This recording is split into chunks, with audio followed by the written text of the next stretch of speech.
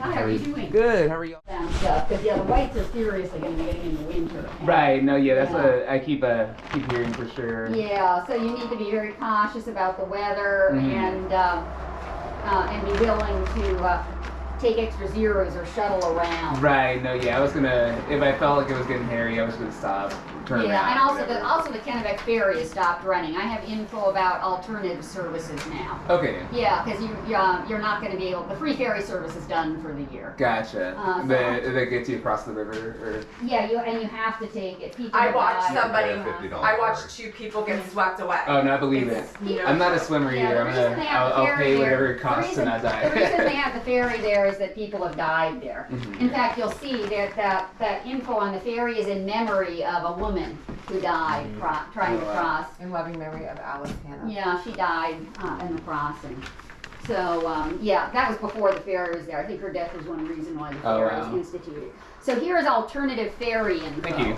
And then, as I said, extreme caution in the whites. But both of you are now heading 100-mile wilderness in Baxter, so I'll go over that with you. I've already done the Kennebec Ferry. Yeah, he doesn't need to. Yeah. So he's. Oh, sorry. Yes. He's South. Oh my gosh. So you're just starting here. You haven't done any of the trail yet. Correct. Not yet. Okay, so he's going to do a southbound flip flop. After doing 100-mile wilderness in Katahdin with you. So, okay, so I'll just go over the Baxter stuff and 100-mile wilderness, and then we can talk more about Sobo stuff. But the 2 big things for you are the ferry info and caution in the whites. So here at A-Ball Bridge is where you come out of the 100-mile wilderness. I'll start with the Baxter stuff first because that's the most complicated. And I will, before you go, I want you to put your summit dates down on the calendar. Sure. When do you think you're going to be summiting? Do you have an idea? I have a rough idea, Yeah, but you can no. put your best guess. Before you go, we'll have you put it down on the If calendar. you told me the average number of days, because I've already done the first 15 miles as a slack pack out so of technically Dodge. you're not eligible for the birches then, if you've been slack packing into town, just so you know. Okay.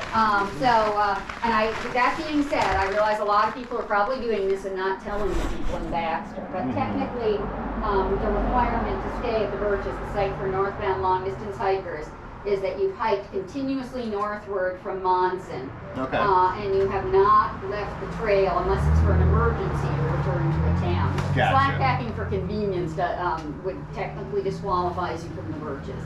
And I do understand a lot of people are doing that, and probably most of them are not saying anything when they get to Baxter about that, but that is the technical requirement. Okay.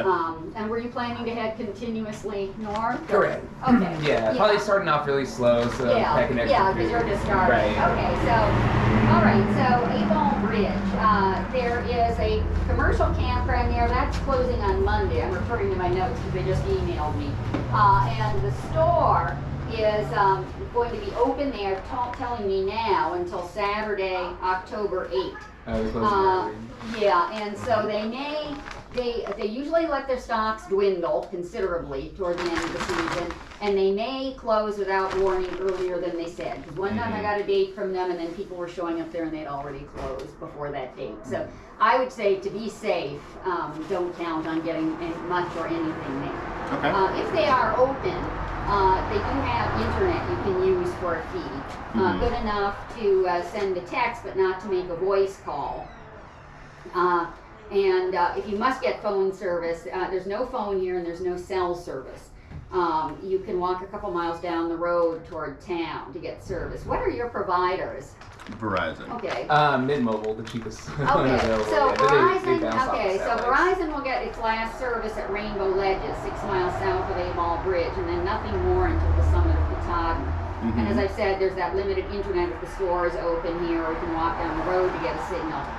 You're probably not going to get service at Rainbow Ledges. Your last service, this is A-Ball Bridge, this is Rainbow Ledges, where Verizon and AT&T get their last service. Rainbow Ledge. Okay. Yours will probably not get service there. You'll Okay. probably get it here, 21 or 22 miles south of A-Ball Bridge. Okay, good to know. Got Thank you. something other. You might get it at Rainbow Ledges. Right. Don't count on it. I was expecting to not have any, so I was planning you'll have accordingly. some, and I'll show you when I go to 100-mile wilderness where you can get it. Cool. Okay, so those are details about A-Ball Bridge.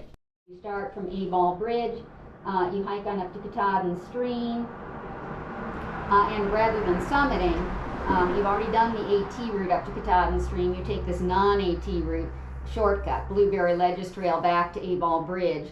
And then the next day you've already done the AT, so you can take Blueberry Ledges back up and summit. How many miles is that? It's 5.5 to 6 when you add in all these little bits here. But you still need to be at 9 a.m. 9 there. a.m. Correct, yeah. And then the other option is to hike up to Katahdin Stream, shuttle out to Millinocket, and shuttle back in. So somebody in the shuttle vehicle is going to have a parking pass for Katahdin Stream to drop hikers off there to hike. So the way that could work is on weekdays, sometimes there are passes available that you could get. On weekends, on Fridays, Saturdays, and Sundays, the 100-Mile Wilderness Inn in Millinocket is pre-purchased passes. And so if they have room in their shuttle vehicle, they would be able to bring you in. But I would just say before you head out to Millinocket, you'd want to find out what your chances were of getting back into the park at the time you wanted to. Otherwise, you could end up waiting a couple of days. Okay. Because that does sometimes happen. So once you figured out where you're going to stay the night before you summit, there are a few things that happen at Katahdin Stream that you pay for the birches or Katahdin Stream if you get in. You will get your permit to climb the mountain here. There are enough permits left and they are free, but you have to fill out the paperwork. And where was that? At Katahdin Stream. Katahdin Stream Yeah, right campground? at Katahdin Stream. Yeah, and the ranger will lend you a day pack if you want to borrow one, or you can leave heavy gear from your own pack in a lean-to by the station that they have for that. And how early purpose. can you arrive there to leave your Pardon pack? me? How early can you arrive to leave your pack? Okay, well, so if you're up here the afternoon or evening before your climb, Oh, yeah. then you can take care of all those preliminaries then, and that way you can leave as early as you want on the morning of your summit day without waiting for the ranger to come on duty. That's good to know. Yeah, and they're committed to being near the station 7 to 8:30 in the morning, 4 to 5 in the afternoon. They are often there at other times, or you can find them somewhere around the campground. Okay. And in the morning, they usually set up across the stream from the station. In the afternoon, they're usually right near it.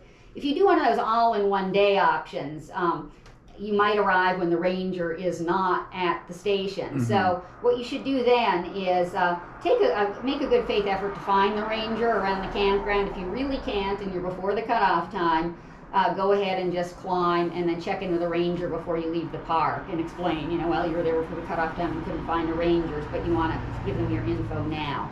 And if you did that, you might not then be able to borrow a day pack, but you could still leave gear in that lean-to from your own pack, take it out and leave it in a the lean-to by the station. Once you've done all the preliminaries, you're going up the Hunt Trail. That's the AT route up the mountain. And then you do have choices about coming down. We can talk a little bit.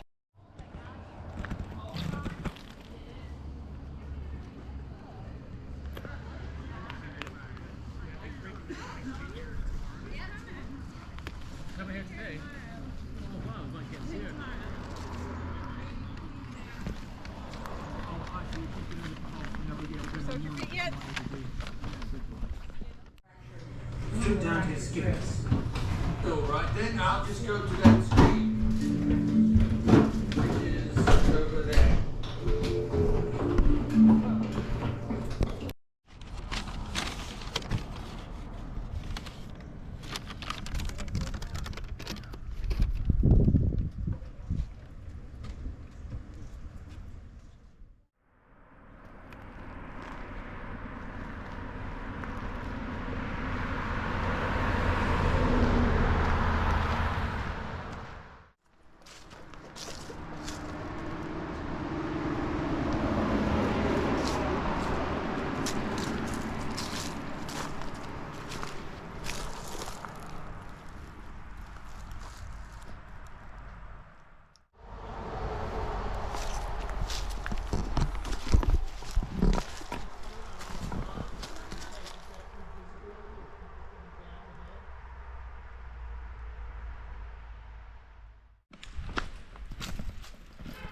So here we are,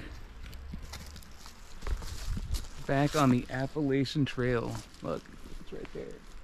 It's right there. Obviously, day one, steps, ones. Into the 100-mile wilderness we go. Man.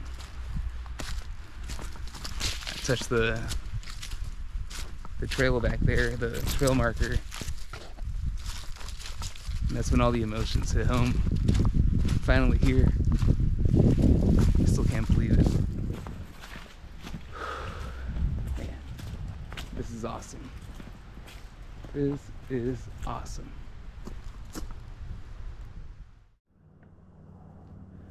A quarter mile in, and I already saw my first wildlife. I saw a little snake, a little grass snake.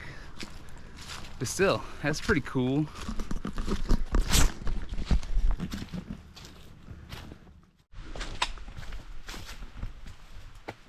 There it is, 100-mile wilderness.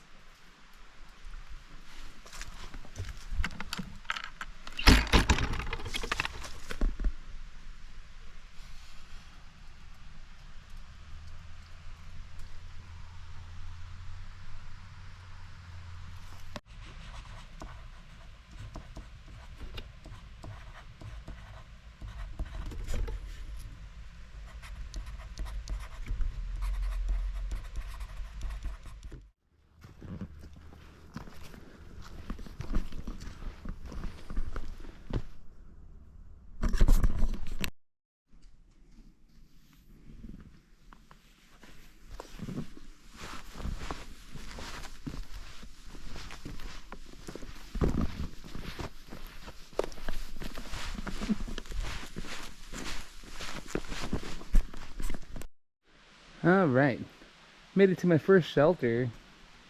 I forget what it's called. I'll look it up here in a second. Thought about staying in it, but I think it's gonna be too windy tonight.